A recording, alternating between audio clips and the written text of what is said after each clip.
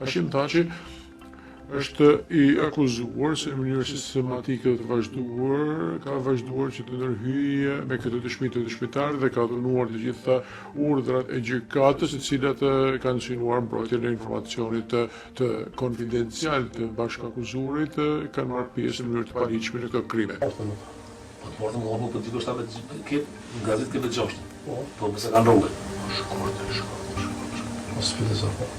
Ja është po, thoj si ska. Jo, po. Morën mos. Jo ta ku më për mëna. Sa ne çoj. Sa ne çoj sa pjesa çoj. 0023. Numrin po 3 të profesional realizatës.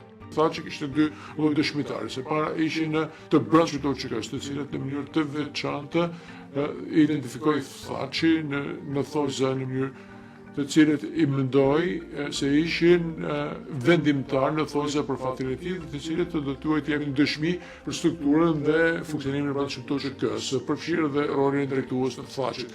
Lloji i dytë apo tipi i dytë ishin dëshmitë e viktima, dëshmitarët viktima, të cilët mund ta implikonin Thaçin në pikat e akuzës së